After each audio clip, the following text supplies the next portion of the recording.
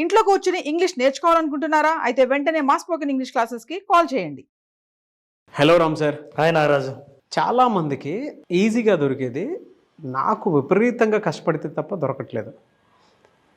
ఎందుకలా? ఇది ప్రతి ఒక్కరి మనోభావాలు సార్ ఇవన్నీ. మనసులో ఉండేటువంటి మాట. ఎందుకు అలా జరుగుతుందంటారు? ఎదుటి వాళ్ళందరూ చాలా సంతోషంగా ఉన్నారు, అనుకున్నది సాధిస్తున్నారు, నేను మాత్రం ఎందుకు వెనకబడి ఉన్నాను, ఇట్లాంటి ఫీలింగ్ ఉన్న వాళ్ళని వాళ్ళకి సిండ్రోమ్ అంటారు. ఈ సిండ్రోమ్ ఏమంటారంటే why me syndrome. Why only me, ఏదో నాకే ఎందుకు ఇట్లా జరుగుతుంది, ఇది వీళ్ళ ఆశ్చర్యానికి అంతులేదు. జీవితం అంతా ఆశ్చర్యపోవటమే, పైగా ఎదుటి వాళ్ళ సక్సెస్ని యాక్సెప్ట్ చేయకపోవడం కూడా. వై ఓన్లీ మీ అని. సో వై ఓన్లీ మీ అన్న సిండ్రోమ్ నుంచి బయటపడాలంటే మనం యాక్చువల్లీ యాక్షన్ తీసుకోవాలి. ఏ యాక్షన్ తీసుకుంటే, మనం ఏం చేస్తే ఈ భావం నుంచి బయటపడతాం. ఎందుకంటే ఈ భావం ఉన్నంతసేపు నీకు ఏమనిపిస్తుంటుందో తెలుసా, నేను చేయదగిలింది ఏం లేదు, నాకు ఇట్లా జరుగుతూ ఉంది, నాకే ఇట్లా జరుగుతుంది. పైగా ఈ స్టేట్మెంట్స్ చాలామంది ఇచ్చుంటారు. ఎందుకో నాకు ఎవరు క్లోజ్ అయినా సరే దూరం అయిపోతారు, నేను ఏది కోరుకున్నా సరే అదే నాకు దక్కదు, నాకు ఏదైనా దక్కిందంటే ఖచ్చితంగా అది దూరం అయిపోతుంది. ఇట్లాంటి నమ్మకాలతో చాలామంది ఉంటారు.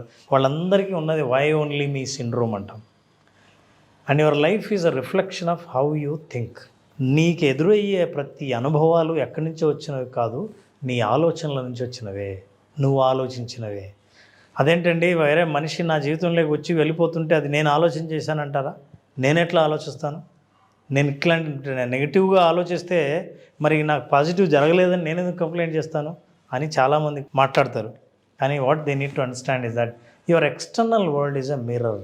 జాగ్రత్తగా గమనిస్తే నీ మనస్సు లోపల ఉన్న నీ ఆలోచనలు, నమ్మకాల యొక్క ప్రతిబింబమే బయట ప్రపంచం.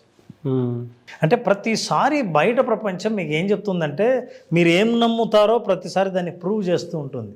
మీకు ఎదురయ్యే అనుభవాలు, చేదు అనుభవాలు కానీ మంచి అనుభవాలు కానీ, అది మీరు నమ్ముతున్నారు కాబట్టి మీకు అది కనిపిస్తోంది.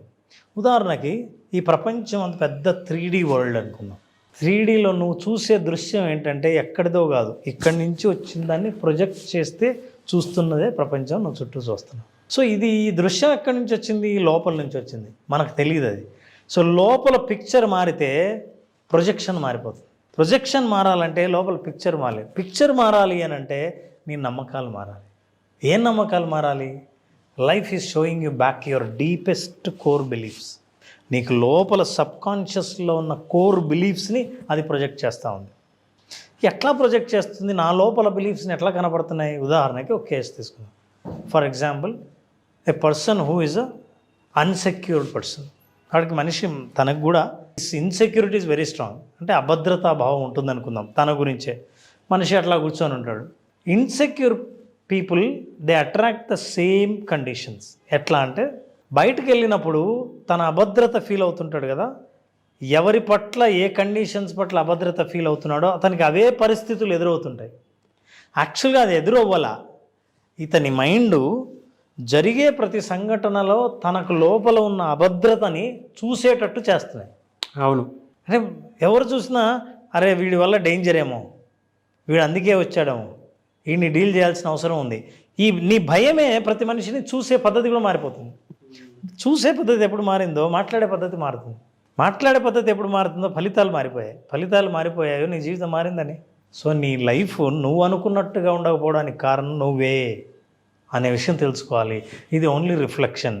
ప్రతిసారి మనం కన్ఫర్మేషన్ కోసం చూస్తాం. నేను నమ్మింది కరెక్ట్, అందుకే ఇది అవుతుంది, నేను అనుకున్నా.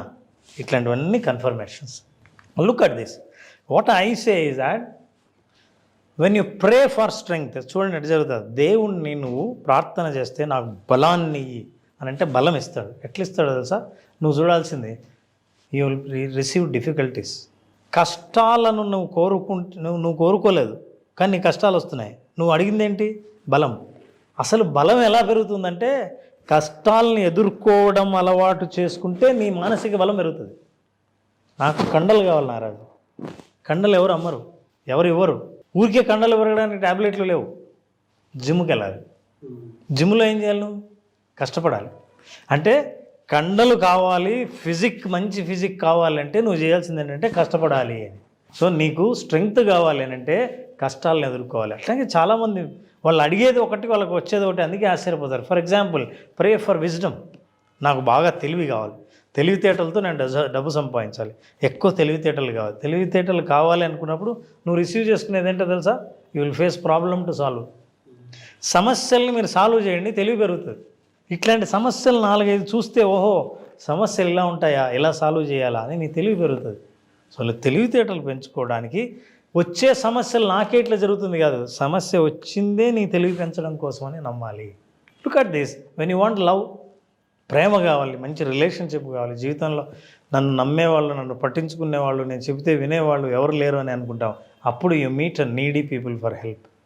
సహాయం కోసం సహాయాన్ని అర్థించే పీపుల్ని నువ్వు కలుస్తావు. నీకేమనిపిస్తుంది? నాకే లవ్ కావాలని నేను అనుకుంటుంటే నువ్వు సహాయం కావాలని నాకు వచ్చావేంటి అని అనుకుంటా. నువ్వు వాళ్ళకి సహాయం చేస్తే, వాళ్ళు ఆనందపడితే, ఆ ఆనందం ముఖంలో నుంచి రిఫ్లెక్ట్ అయితే మీకు ప్రేమ అంటే ఏంటో తెలిస్తే అప్పుడు మీకు ప్రేమ పరిచయం అవుతారు. అప్పుడు now you will become a form of love. నారాజు స్టోరీ చెబుతా, అంటే ఏం జరిగినా నీకు ఎందుకు జరుగుతుందో నీకు తెలియదు. ఓ యాత్రికుల బస్సు పోతుందంట. యాత్రికులు అందరూ కూర్చున్నారు. 2 రిటైర్ అయిపోయిన తర్వాత వృద్ధ దంపతులు అట్లా ప్రపంచం అంతా చుట్టి రావాలని వాళ్ళు కూడా కూర్చున్నారు బస్సులో. బస్సు ఒక చోటకు వెళ్ళి ఆ కొండ ప్రాంతంలో పోతా ఉంది, ఒక చోట ఆగిపోయింది. ఎంత స్టార్ట్ చేసినా స్టార్ట్ అవ్వలేదు. ఎవరో అన్నారు, ఎక్కడో బ్యాడ్ లక్ ఉంది బస్సులో, అన్లక్కీ పీపుల్ ఎవరో ఇక్కడ ఉన్నారు, వాళ్ళు దిగిపోతే తప్ప ఇది బస్సు స్టార్ట్ కాదు. అందరూ ఒకరి ముఖాలు ఒకరు చూసుకున్నారు. వస్తే నేనేం కాదు అని అందరిని, ఎవరు నేను బ్యాడ్ లక్ అని ఎందుకు దిగుతారు? ఎవరు దిగట్లేదంట. సో ఒక్కొక్కరిని దింపడానికి ట్రై చేసి ఒక్కొక్కరిని దింపితే బస్సు స్టార్ట్ అవ్వలేదు.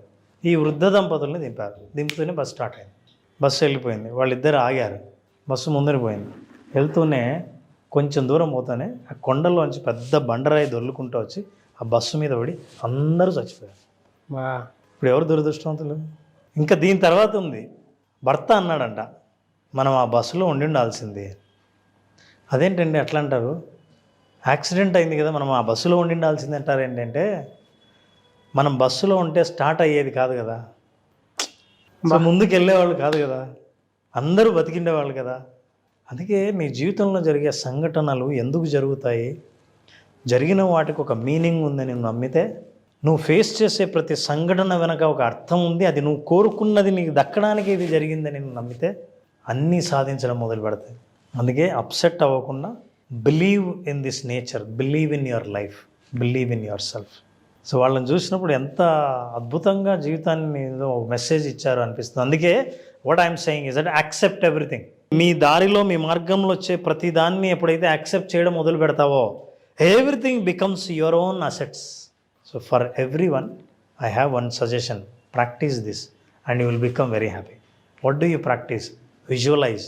ఈ ఒక్క సెంటెన్స్ని అందరూ నేర్చుకుని, ఈ ఒక్క సెంటెన్స్ నారాజు మోస్ట్ ఇంపార్టెంట్. ఈ వీడియోని మీరు ఆఫ్ చేసైనా సరే ఒక్కసారి టైప్ చేయండి కామెంట్స్లో. Simple thing. ఇది ఎప్పుడు టైప్ చేశారో చేసినప్పటి నుంచి ఆ రోజే గమనించండి, మీ రోజులో మార్పు రాకపోతే అడగండి. I accept all blessings, opportunities, challenges.